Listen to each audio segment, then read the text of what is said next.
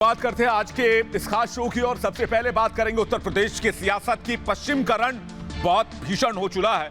पश्चिम का रण मुकाबला भीषण क्यों कह रहे हैं ऐसा आपको बताएंगे विस्तार से, लेकिन ये मुकाबला भीषण इसलिए भी है क्योंकि सबसे पहले मतदान फर्स्ट फेज में पश्चिम में ही होने वाला है। ये देखिए डोर टू डोर कैंपेन करते नजर आए मुजफ्फरनगर में। आज Amit Shah door to door जनसंपर्क अभियान में पहुंचे थे। वृंदावन गार्डन में जनसभा को भी संबोधित किया और मुजफ्फरनगर में अपार जन समर्थन के साथ गृह मंत्री अमित शाह को देखा जा सकता है लोगों की भारी भीड़ के बीच। लेकिन योगी आदित्यनाथ की तस्वीर भी आपको दिखाते हैं। बागपत पहुंचे थे। बागपत में योगी आदित्यनाथ यहां पर लोगों के बीच डोर टू डोर कैंपेन करने के लिए पहुंची। योगी आदित्यनाथ ने विपक्ष पर निशाना साधा। उन्होंने कहा कि वैक्सीन को लेकर विपक्ष ने यानी कि समाजवादी पार्टी ने गुमराह किया, फिर भी 99% लोगों को वो वैक्सीन जो है वो लग गई है। ये आज कहना था योगी आदित्यनाथ का, यानी कि योगी आदित्यनाथ पूरी तरह से हमलावर है। अब आपको दिखाते हैं अखिलेश यादव जो पश्चिम में ही है। जी हां, गाजियाबाद में, उसी गाजियाबाद में जहां कल राजनाथ सिंह थे। ये देखिए अखिलेश यादव की तस्वीर है जहां पर वो जयंत चौधरी के साथ नजर आए। कृषि कानून वापस लेने के बाद अखिलेश यादव ने बीजेपी पर आज गंभीर आरोप लगाए। उन्होंने कहा कि बीजेपी सरकार सिर्फ वोट के लिए कृषि कानून वापस ले रही है। और ये देखिए, ये तस्वीर ध्यान से देखिए, अन्न की कसम खाते हुए किसानों की भलाई की बात करते नजर आए। लेकिन इस जो ये तस्वीरें हमने आपको दिखाई, इस पर बीजेपी ने कड़ा तंज किया। लेकिन इस बीच आपको बताते हैं पश्चिमी यूपी का जो जंग है वो कैसे बहुत ज्यादा दिलचस्प हो चला है, इस पर एक नजर डालते हैं। पश्चिमी यूपी में बीजेपी जोरदार प्रचार करने में लगी हुई है। बीजेपी के स्टार प्रचारकों ने अपनी पूरी ताकत पश्चिमी यूपी में लगा दी है। पहला चरण जो है पश्चिमी यूपी में 58 सीटों पर मतदान कराएगा। अमित शाह, योगी आदित्यनाथ पश्चिमी यूपी में मोर्चा संभाले हुए हैं। बीजेपी अध्यक्ष जेपी नड्डा, केंद्रीय मंत्री स्मृति ईरानी भी लगातार पश्चिमी यूपी में प्रचार कर रही हैं। और बीजेपी के निशाने पर अगर कोई है तो वह सिर्फ सपा प्रमुख अखिलेश यादव। अखिलेश यादव को निशाने पर लेकर बीजेपी जोरदार प्रचार में लगी हुई है। अमित शाह ने क्या कहा, यूपी में अब माफिया 3 ही जगह पर है। निशाना कैसे साधा आपको बता रहे हैं। उन्होंने कहा कि या तो माफिया जेल में है, या यूपी से बाहर है, या समाजवादी पार्टी की लिस्ट में। आपको बता दें समाजवादी पार्टी ने जो उम्मीदवारों की लिस्ट जारी की है उसे लेकर कई तरह के सवाल पूछे जा रहे हैं। उन्होंने आगे कहा कि काउंटिंग तक ही अखिलेश जयंत का साथ है। अगर अखिलेश जीते तो सरकार में आजम आ जाएंगे और जयंत जो है वो बाहर चले जाएंगे। ये बहुत गंभीर आरोप योगी आदित्यनाथ ने कहा। अब इस पर भी नजर डाल लेते हैं। अखिलेश राज में हर तीसरे दिन दंगा होता था। तमंचेवादी का इलाज मेरे पास है, यह योगी आदित्यनाथ का कहना था। किसानों के मुद्दे पर अखिलेश ने फिर से इधर घेरा। अखिलेश यादव की अगर बात करें तो अखिलेश यादव ने पलटवार किया और कहा कि सिर्फ वोट के लिए कृषि कानून वापस लिया गया। यह साफ तौर पर पलटवार था अखिलेश यादव का, जो वार किया गया था अमित शाह और योगी आदित्यनाथ की तरफ से। लेकिन सवाल यह है कि पश्चिमी यूपी की यह जंग कितनी दिलचस्प होने वाली है, इसी पर एक नजर डालते हैं जल्दी से। भारत माता की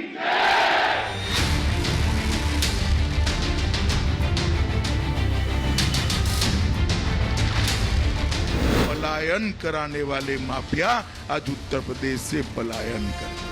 मुजफ्फरनगर के निर्दोष नौजवानों पर कभी गोली चला करके और कभी अयोध्या में राम भक्तों पर गोली चलाने का पाप भी और उसका दाग भी इनकी टोपी पर लगा हुआ है। आखिरकार भारतीय जनता पार्टी ने किसानों को अपमानित क्यों किया? अगर सरकार बन गई तो जयंत भाई निकल जाएंगे और आजम खान बैठ जाएंगे। क्या अखिलेश और जयंत का साथ 10 मार्च तक ही है? गृह मंत्री अमित शाह ने पश्चिमी यूपी में कमान पूरी तरह से संभाल ली है। आज मुजफ्फरनगर में अमित शाह ने पलायन और दंगे के मुद्दे पर अखिलेश की पूर्व सरकार पर जमकर निशाना साधा। तो फिर से अगर वोट देने में गलती कर दी तो वही दंगे कराने वाले फिर से लखनऊ की गद्दी पर बैठ जाए। हमारे शासन में उत्तर प्रदेश के अंदर एक भी बड़ा दंगा नहीं हुआ। दंगा करने वाले जेल की सलाखों के पीछे। योगी सरकार के कामकाज को गिनाते हुए अमित शाह ने अखिलेश पर अपने ही अंदाज में चुटकी ली। माफिया 3 ही जगह पे है, 3 ही जगह पे है। या तो उत्तर प्रदेश छोड़ गए हैं, या तो जेल में है, या अखिलेश की प्रत्याशी की सूची में है। चौथी कोई जगह पे नहीं। वहीं दागी और दंगाई उम्मीदवारों को लेकर बीजेपी के निशाने पर आए अखिलेश किसानों के मुद्दे पर बीजेपी को घेरने की कोशिश कर रहे हैं। आखिरकार भारतीय जनता पार्टी ने किसानों को अपमानित क्यों किया? अपमानित करने का काम अगर किसी ने किया तो भारतीय जनता पार्टी ने किया। लाल टोपी और अन्य की लाल पोटली इनको सबक सिखाने का काम करेंगे। यूपी के मुख्यमंत्री योगी आदित्यनाथ भी पश्चिमी यूपी में लगातार प्रचार कर रहे हैं और पलायन दंगा से लेकर लॉ एंड ऑर्डर पर अखिलेश पर हमलावर हैं। और भाइयों बहनों, ये जो अपराधी जब सांसद विधायक बनेंगे तो क्या ये फूल की खेती थोड़े करेंगे, ये तो फिर तमंचे की ही खेती करेंगे। ये तमंचावादी हैं, वही करेंगे। और इनका उपचार भी एक ही है, और उपचार मेरे पास है, और वह है जेसीबी और बुलडोजर। तमंचावाद का आरोप लगातार बीजेपी की तरफ से लगाया जा रहा है। योगी आदित्यनाथ लगातार तमंचावाद का जिक्र कर रहे हैं, लेकिन तमंचावाद होता क्या है, इसका डेफिनेशन भी आज दे दिया योगी आदित्यनाथ ने। अगर आपको ये साफ तौर पर दिख रहा हो, चोला समाजवादी प्लस सोच दंगावादी प्लस सपने परिवारवादी इज इक्वल टू, यानी कि बराबर तमंचावादी। ये ट्वीट योगी आदित्यनाथ ने कर एक बड़ा निशाना साधा। इसके साथ ही आपको दिखाते हैं, आज अमित शाह देवबंद में थे और देवबंद में उन्होंने आज जनसंपर्क अभियान किया। ये देखिए, अमित शाह देवबंद में आपको नजर आ रहे होंगे, लेकिन अमित शाह ने भीड़ की वजह से आज रूट छोटा कर दिया और बीच रास्ते से वो वापस लौट गए, क्योंकि बाजार में हजारों की तादाद में लोग मौजूद थे और कोरोना गाइडलाइंस को फॉलो करना बहुत जरूरी है, ये वो जानते हैं, और इसलिए इस रूट को छोटा किया गया और उसके बाद अमित शाह वापस लौट गए। लेकिन पश्चिमी यूपी को लेकर किस तरह से जोर लगाया जा रहा है, फर्स्ट फेज इलेक्शन को लेकर, यह आपको दिखाते हैं कि कैसे देवबंद में आज अमित शाह मौजूद थे। देवबंद में डोर टू डोर कैंपेन करते हुए नजर आए। इसके अलावा आपको बताएं कि भीड़ की वजह से यह रूट आज देवबंद का छोटा करना पड़ा, क्योंकि अमित शाह के पहुंचने से, केंद्रीय गृह मंत्री के पहुंचने से हजारों लोग सड़कों पर उतर आए थे। अखिलेश को लेकर पलायन और दंगे को लेकर आज अमित शाह ने सवाल पूछा। अखिलेश ने दंगा पीड़ित को आरोपी बनाया, एक गंभीर आरोप लगाया। दंगे के आरोपी को पीड़ित बना दिया, यह भी कहा केंद्रीय गृह मंत्री ने। दरअसल अमित शाह का फोकस पश्चिमी यूपी पर है, इसलिए इस इलाके में, क्योंकि इस इलाके में किसान आंदोलन का सबसे ज्यादा असर बताया जा रहा है। कैराना के बाद मुजफ्फरनगर का दौरा किया, जाट नेताओं के साथ दिल्ली में बैठक की। अखिलेश जयंत गठबंधन से सीधी टक्कर है इस इलाके में, ये इसलिए पश्चिमी यूपी में और ज्यादा जोर लगाया जा रहा है। लेकिन किस तरह से अमित शाह बनाम अखिलेश और जयंत है पश्चिमी यूपी में, अखिलेश जयंत का प्रभाव क्या बताया जा रहा है, ये भी हम आपको बताएंगे। लेकिन अखिलेश और जयंत का प्रभाव जो है वह पश्चिमी यूपी में देखने को मिल रहा है, इसलिए अब यहां पर मुकाबला खड़ा होते के साथ बीजेपी ने स्टार प्रचारकों की लिस्ट जो है, स्टार प्रचारकों की फौज जमीन पर उतार दी है, सियासी मैदान में उतार दी है। क्या कुछ कह रहे हैं नेता, आइए सुनते हैं। हम साथ साथ हैं, हम साथ साथ हैं, हम साथ साथ हैं। वो तो भैया दिखाई पड़ता है आप साथ साथ, मगर साथ साथ कब हो, कब तक हो, मैं बताऊं आपको, काउंटिंग तक। अगर सरकार बन गई तो जयंत भाई निकल जाएंगे और आजम खान बैठ जाएंगे। अभी तो जेल में है, फिर आप जयंत जी को उनके साथ नहीं देखोगे। अतीक अहमद आ जाएंगे, आजम खान आ जाएंगे। ये किस प्रकार से आप उत्तर प्रदेश की जनता को अखिलेश बाबू छलना चाहते हैं? अरे उनका न्योता कौन स्वीकार कर रहा है? देखिए उनके हालात कैसे हैं, हालात कैसे उनके, सोचो न्योता देना पड़ रहा है। उनको क्या घबराहट है? जयंत चौधरी जी हमेशा रहेंगे। तो पश्चिमी यूपी की लड़ाई किन मुख्य इलाकों में है, कौन से मुख्य जिले हैं वो जहां पर ये पश्चिमी यूपी की लड़ाई होने वाली है, मैप के जरिए हम जल्दी से आपको दिखाने की कोशिश करते हैं। पश्चिमी यूपी की लड़ाई जो है वो मुजफ्फरनगर, मेरठ, गाजियाबाद, बागपत, शामली, सहारनपुर, गौतम बुद्ध नगर यानी कि नोएडा, ये पूरा इलाका है। इसके अलावा बिजनौर, ये पूरा इलाका, और फर्स्ट फेज में 58 सीटों पर यहां पर इलेक्शन होने वाले हैं। इसलिए पश्चिमी यूपी में ताकत लगाई जा रही है और बीजेपी कोशिश कर रही है कि 2017 वाले नतीजे को दोहराया जाए। लेकिन पश्चिमी यूपी क्या कहता है यह जानना भी जरूरी है। पश्चिमी यूपी के लोग क्या कहते हैं इस सियासी वार पलटवार लड़ाई को लेकर, आइए सुनते हैं। माहौल तो जी आपने देख ही लिया होगा जी, एक डब्बा बीजेपी की लहर है और बीजेपी यानी अमित शाह बहुत अच्छे गृह मंत्री हमारे, ऐसा किसी को नहीं मिलता। बीजेपी का जी 100% बीजेपी है जी, 101% बीजेपी है जी। बहुत मजा आया, बहुत अच्छा, इतनी भीड़ कभी नहीं देखी। हम भी बहुत साल से यहाँ पे आते हुए हैं, पर आज जितनी भीड़ थी अमित शाह जी ने बीच में ही वापस चले गए।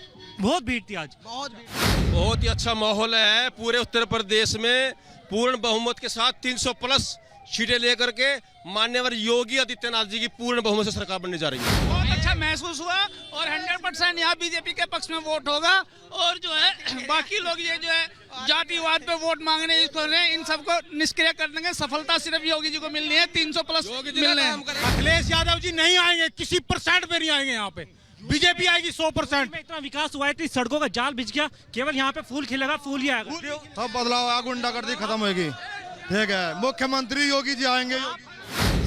सुरक्षा की दृष्टि को लेकर यहाँ पे बहुत ज्यादा काम हुए हैं और हाँ, बहन बेटियों की पूर्णतः सुरक्षा हुई है, कोई संदेह नहीं होता। जितनी नौकरियां मिली योगी राज में और मोदी जी के राज में मेरिट के आधार पर मिल रही, न कि जाति के आधार। अरे कहने से क्या होता है, कहने से कोई कह दे कि सूरज यहाँ पे पैदा हो जाएगा तो सूरज थोड़ी हो जाएगा। जीतेगी सरकार बनेगी, योगी की बनेगी।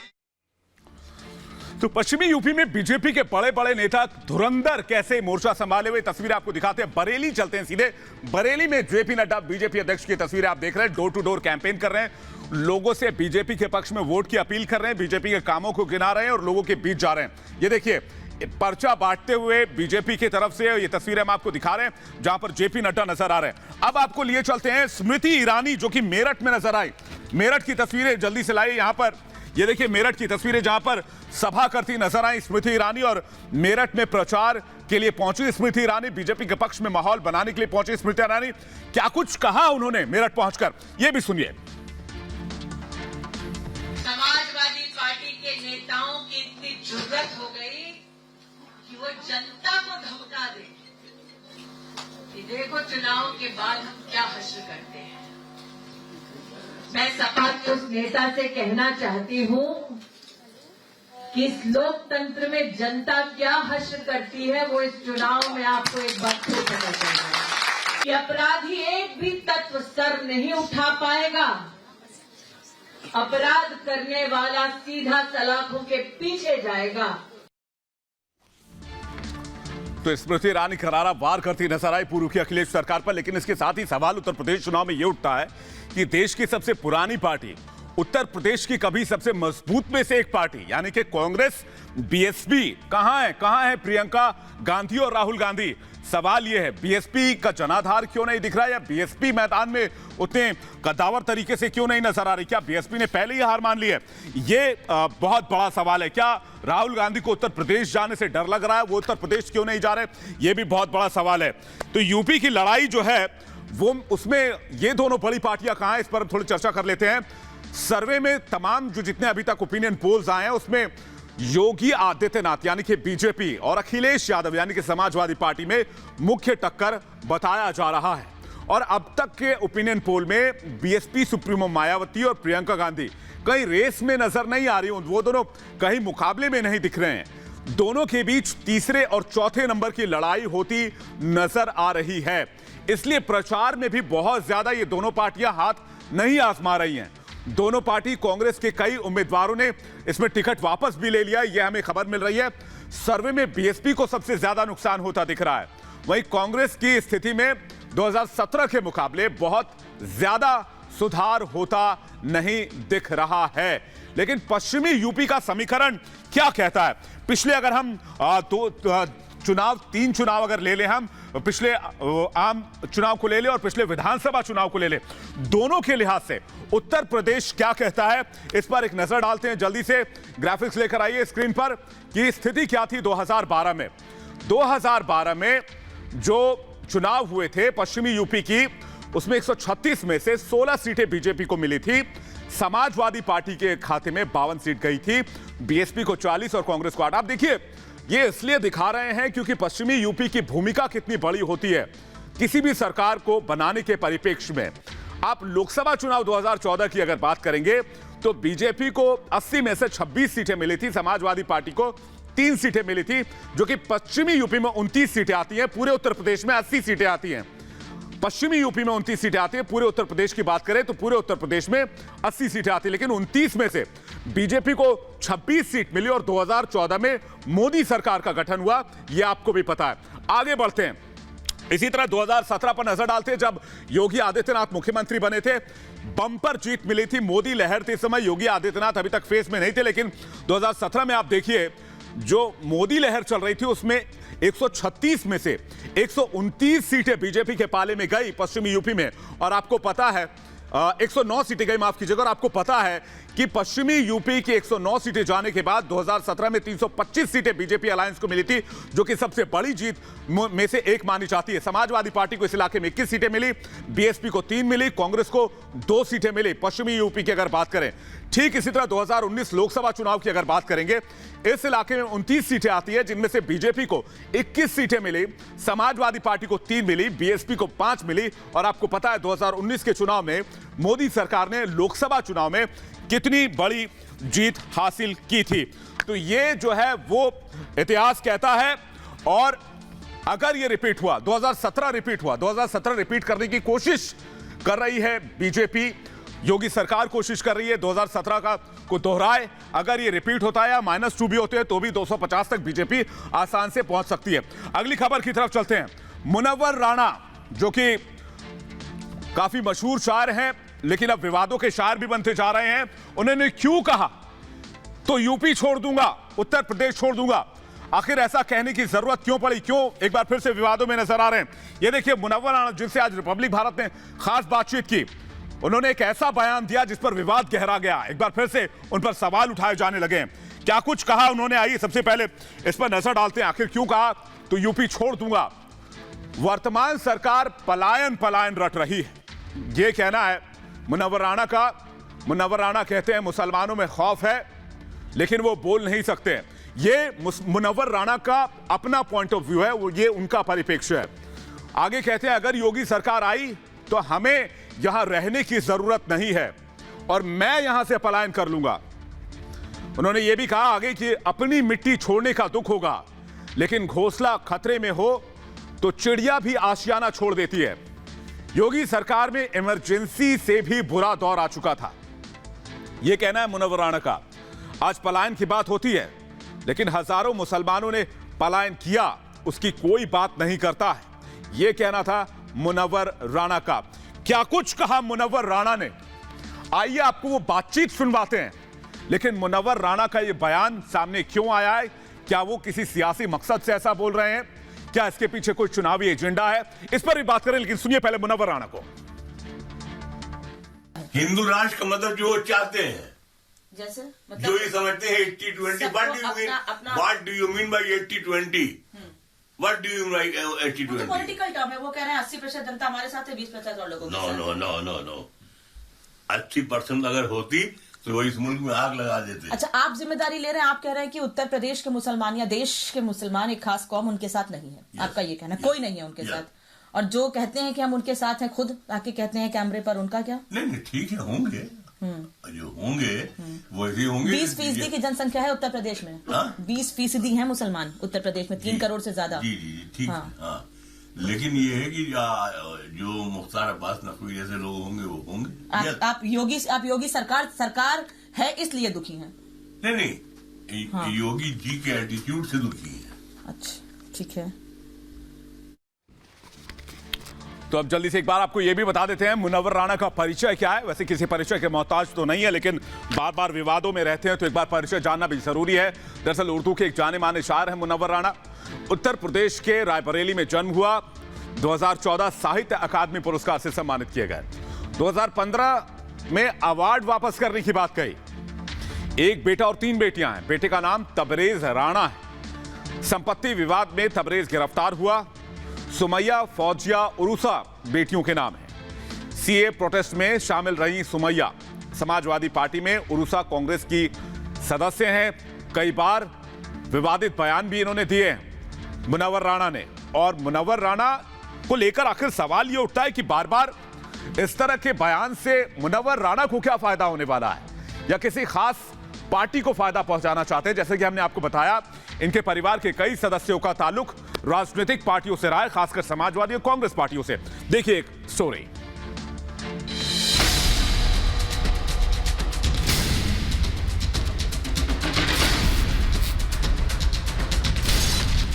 योगी की यूपी में मुनव्वर को डर लगता है। ओवैसी की बेवकूफी से अगर योगी आ जाएंगे तो हम उत्तर प्रदेश छोड़ देंगे। योगी आएंगे, मुनव्वर यूपी से जाएंगे। इसलिए हमने तो पहले कह दिया कि हम चले जाएंगे यहाँ से। अंसारी घबराएं, मुनव्वर को डर सताए। In recent years, we have experienced that dispute the well-established principle of civic nationalism.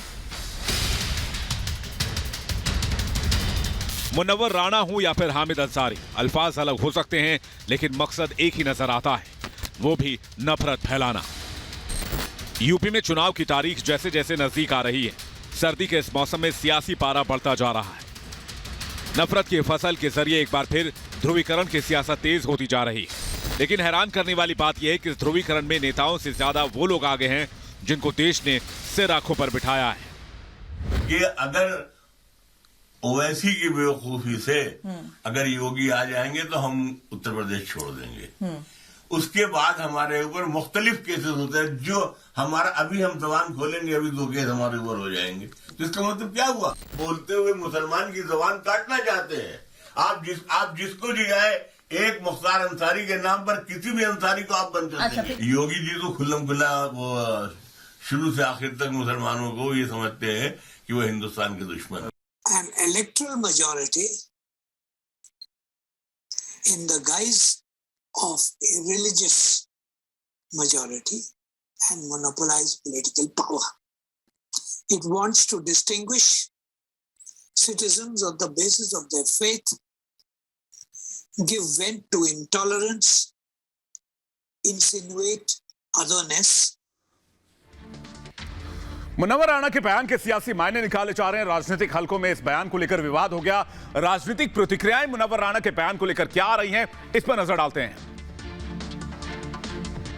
तो जो अपराधी तत्व हैं, भारतीय जनता पार्टी ने अपने प्रशासन के माध्यम से कड़ी सजा दिलवाकर ये संकेत दे दिया है कि अपराध और अपराधियों के लिए उत्तर प्रदेश में कोई जगह नहीं है। भारतीय जनता पार्टी का पलायन होने वाला है, राजनीतिक पलायन इस बार।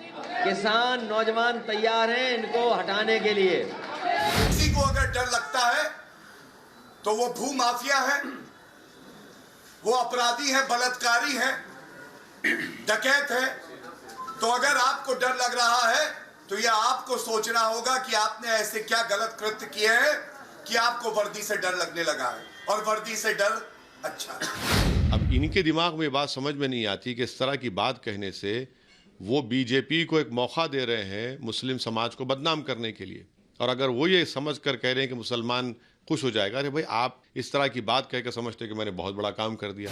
प्रदेश नहीं, देश ही छोड़ के चला जाना चाहिए। जिस माटी में पले बड़े, जिसका अन्न खाया और जिसका आज तक सुख भोगा है, उसमें लोकतांत्रिक व्यवस्था पे वो प्रहार कर रहे हैं। देश की जनता जिसको सीएम चुनती है उसको सभी को अपना सीएम। मुनव्वर राणा के इस बयान को लेकर उत्तर प्रदेश के लोगों में भी खासी नाराजगी नजर आ रही है। लोग क्या कह रहे हैं ये भी सुनिए।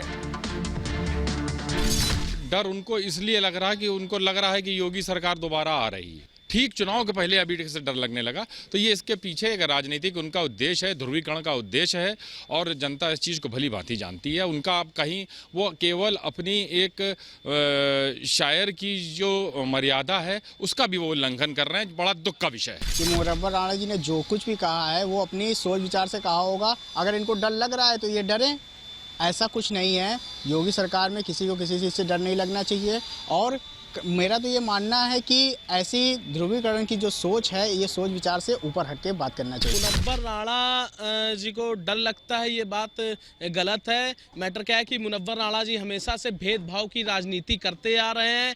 वह आम जनमानस में एक तुष्टीकरण की भावना से अपने विचार व्यक्त करते हैं, जो कि बहुत ही ज़्यादा गलत बात है। कुछ लोग अपने आप को बताते हैं कि हमें डर लग रहा है, तो वही लोग डरते हैं जो कहीं ना कहीं राष्ट्र विरोधी विचारों में लिप्त होते हैं। जो लोग डरने की बात करते हैं, निश्चित रूप से कहीं न कहीं वो अपना निजी स्वार्थ उनकी बातों में छुपा होता है। मुनव्वर राजा ऐसे बहुत से ऐसे लोग हैं जिन्होंने आज तक अपने भारतवर्ष के अंदर सिर्फ जातिगत आधार पर राजनीति की है, और उत्तर प्रदेश में भारतीय जनता पार्टी की वर्तमान सरकार इससे अछूती है।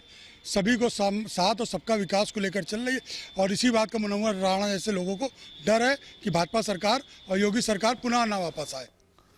और अब आपको सीधे लिए चलते हैं विजय चौक, जहां की तस्वीरें देखकर आज पूरी दुनिया ने भारत पर गर्व किया।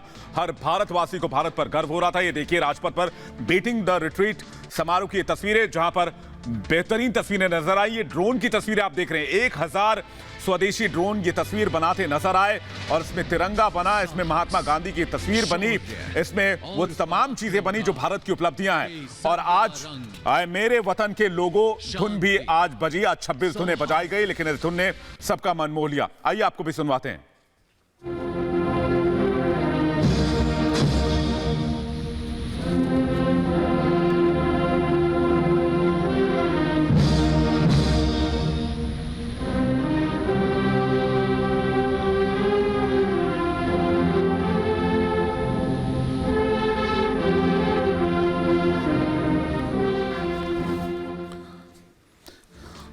तो शानदार तस्वीरें देखकर हर भारतवासी का सीना आज गर्व से चौड़ा हो गया। ये भारत की बात है। मैं फिलहाल इतना ही। कल फिर मुलाकात होगी बड़ी खबरों के साथ। तब तक आप देखते रहिए रिपब्लिक भारत। हम फौरन वापस लौट रहे हैं।